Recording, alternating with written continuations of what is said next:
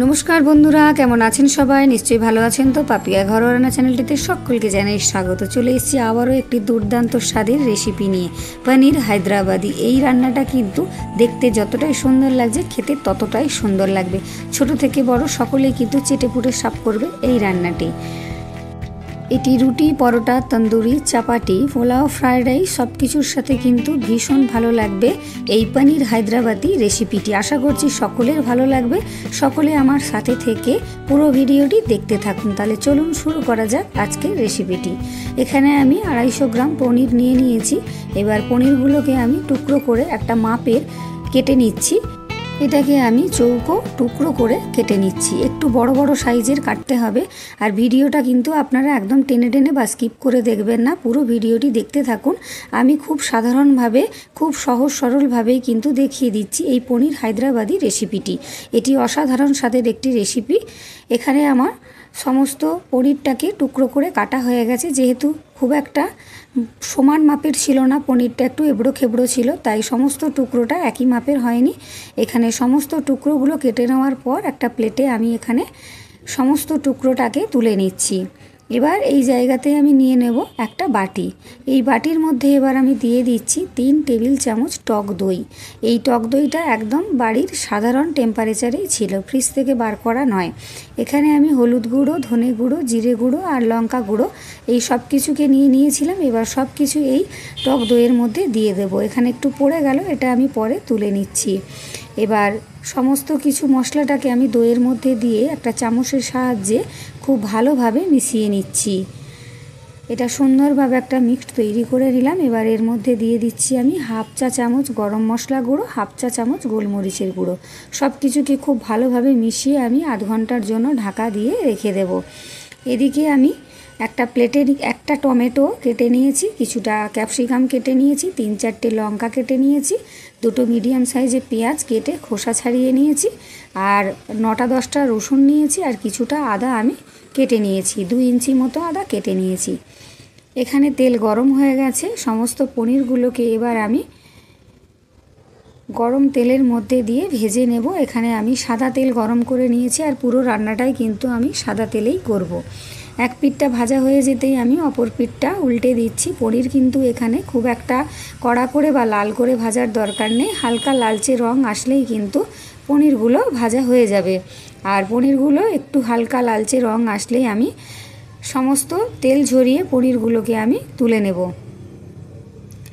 সমস্ত পনিরগুলো এখানে লালচে রং এসে গেছে। এবার তেল ঝরিয়ে আমি সমস্ত পনিরকে একটা প্লেটে তুলে নিচ্ছি। এইভাবে আপনারাও পনিরটাকে হালকা লালচে রং আসলেই কিন্তু ভেজে তুলে নেবেন। ভেজে তুলে নেওয়া হয়ে গেছে। এবারে এখানে একটা বাটি নিয়েছি আমি, এখানে কিছুটা জল দিয়ে দিচ্ছি। এবার এই জলের মধ্যে পনিরগুলো ঢাকা দিয়ে আমি 45 মিনিট মতো রেখে দেব। এখানে ওই প্যানের মধ্যেই কিছুটা তেল ছিল, তার মধ্যে এবার আমি পেঁয়াজগুলো দিয়ে দিলাম। পেঁয়াজগুলো ছাড়িয়ে নিয়েছি, এক একটা থেকে এক একটা কোয়া আমি আলাদা করে নিয়েছি। এবার পেঁয়াজগুলো হালকা লালচে রং ধরা পর্যন্ত একটু নেড়ে চেড়ে আমি ভেজে নেব। হালকা রং ধরে যেতেই এবার এর মধ্যে আমি কয়েক টুকরো ক্যাপসিকাম, যেটা আমি কেটে রেখেছিলাম, সেটা দিয়ে দিলাম। এবার দিয়ে দিলাম আমি এক এক করে আদা, রসুন আর কাঁচা লঙ্কা। সব কিছুকে নেড়ে চেড়ে একটু ভাজা ভাজা হয়ে যেতেই এর মধ্যে দিয়ে দিলাম আমি টমেটো। একটা ছোট সাইজের টমেটো আমি এইভাবে টুকরো করে রেখেছিলাম।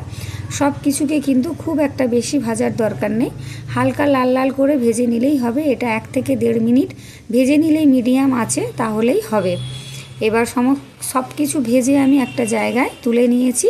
এবার এখানে নিয়েছি আমি মিক্সির একটা বাটি, তবে ক্যাপসিকামটা আমি আলাদা করে রেখেছি। ক্যাপসিকামটা আমি এর মধ্যে দিলাম না, সেটা আলাদা করে আমি তুলে রেখেছি। এবার এর মধ্যে দিয়ে দেব আমি কয়েকটা ধনেপাতার গাছ গোড়া শুদ্ধ, আর দিয়ে দিচ্ছি আমি কিছুটা পুদিনা পাতা। গোড়া শুদ্ধ মানে একদম মূলটা না, মূলটা বাদ দিয়ে আমি দিয়ে দিয়েছি। এবার এটাকে আমি পেস্ট করে একটা সুন্দর পেস্ট বানিয়ে রেখে দিয়েছি।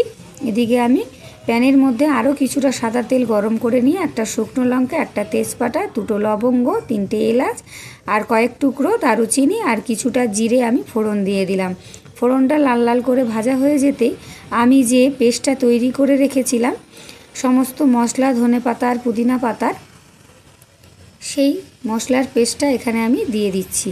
এবার ওই বাটির মধ্যেই অল্প কিছুটা জল দিয়ে, যেহেতু মিক্সির বাটির মধ্যে অনেকটাই মশলা লেগে আছে, তাই মশলাটা যাতে নষ্ট না হয় তাই একটু জল দিয়ে আমি ভালো করে ধুয়ে দিয়ে দিলাম।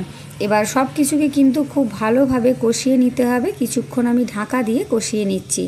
কিছুক্ষণ ঢাকা দেওয়ার পর আমি ঢাকাটা খুলে নিয়েছি। এর থেকে যতক্ষণ না তেল ছেড়ে আসছে, এর একটা কাঁচা গন্ধ যাচ্ছে, এর যে একটা কাঁচা অবস্থা সেটা যতক্ষণ না চলে যাচ্ছে ততক্ষণ খুব ভালোভাবে আমি সুন্দর করে মশলাটাকে কষিয়ে নিচ্ছি। গ্যাসটা কিন্তু আমি কমিয়েই রেখেছি।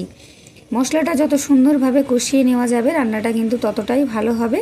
আর এই সময় কিন্তু মশলা থেকে তেল ছেড়ে এসেছে। এবার এই বাটিতে যে টক দইয়ের সাথে আমি মশলাগুলো মেখে রেখেছিলাম সেই সমস্ত কিছুকেই আমি এর মধ্যে দিয়ে সেই বাটি ধুয়ে কিছুটা জল আমি এর মধ্যে দিয়ে দিলাম। দিয়ে আবারও কিছুক্ষণ মিনিট 2-3 সুন্দরভাবে কিন্তু নেড়ে চেড়ে কষিয়ে নিতে হবে। এটা আপনারা বাড়িতে অবশ্যই ট্রাই করবেন, আর ট্রাই করলেই বুঝতে পারবেন যে রান্নাটা কতটা সুন্দর আর কতটা তাড়াতাড়ি হয়ে যায়।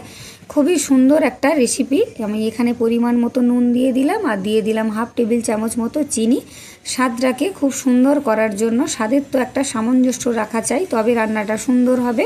খুব ভালোভাবে কষিয়ে নিচ্ছি এর থেকে যতক্ষণ না তেল ছেড়ে আসছে।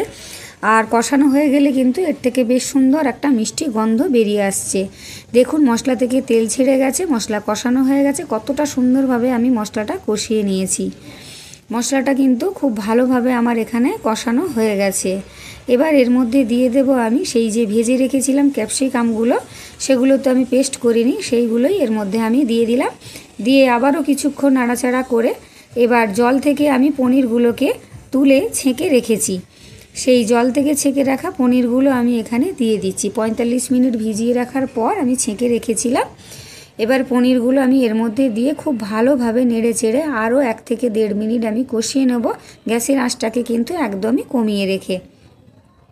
এই রান্নাটা আপনারা অবশ্যই বাড়িতে ট্রাই করবেন। ছোট থেকে বড় সকলেই কিন্তু চেটেপুটে খাবে। এই রান্নাটি ভীষণ ভালো হবে রুটি, পরোটা, তন্দুরি, চাপাটি, পোলাও, ফ্রায়েড রাইস সব কিছুর সাথে কিন্তু ভীষণ ভালো লাগবে। আর ভালো লাগলে অবশ্যই একটা লাইক করে দেবেন, কমেন্ট করে জানাবেন।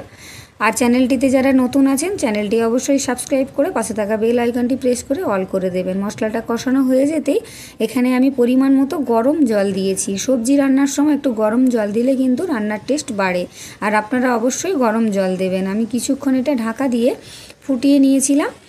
এই দেখুন এবার ঢাকা খুলে নিয়েছি। এবার এটার কিন্তু গ্রেভিটা বেশ একদমই রেডি হয়ে গেছে। ঝোলটা একদম ঘন ঘন হয়ে গেছে। আপনারা গ্রেভিটা কিন্তু এইরকমই ঘন ঘন করবেন। আর আমি যে যে মশলাগুলো দিলাম চাইলে আপনারা বাড়িয়েও নিতে পারেন। রান্নাটা তবে খুব সুন্দর হবে। এবার আমি গ্যাস বন্ধ করে এবারে দিয়ে দিলাম আমি 1 টেবিল চামচ ফ্রেশ ক্রিম বা মালাই, আর কিছুটা কসৌরি মেথি আমি গরম করে গুঁড়ো করে রেখেছিলাম সেটাও দিয়ে দিলাম, আর কিছুটা ধনেপাতা কুচি করে রেখেছিলাম সেটাও দিয়ে দিলাম। সব কিছুকে মিশিয়ে আমি কিছুক্ষণ ঢাকা দিয়ে রেখে দিচ্ছি। সব কিছুকে ভালো করে মিশিয়ে আমি ঢাকা দিয়ে রেখে দেওয়ার একটা প্লেটে আমি বেড়ে দেখাচ্ছি। আর এইভাবে পনির রান্না করলে কিন্তু খুবই নরম আর দুর্দান্ত স্বাদের হবে। এইভাবে পনির একবার ভিজিয়ে তারপর রান্না করবেন। আমি 2টো রুটির সাথে আর পেঁয়াজ কাঁচা লঙ্কার সাথে নিয়েছি, আপনারা চাইলে যে কোনো কিছুর সাথে নিতে পারেন। আর এটি খুবই সুস্বাদু, খুবই দারুণ একটা রান্না। খুব সাধারণভাবে আমি দেখিয়ে দিলাম। সকলকে ধন্যবাদ আমার পুরো ভিডিওটি দেখার জন্য। দেখা হচ্ছে আরও একটি দুর্দান্ত স্বাদের রেসিপি নিয়ে। ততক্ষণের জন্য টাটা বন্ধুরা, ভালো থাকবেন, সুস্থ থাকবেন।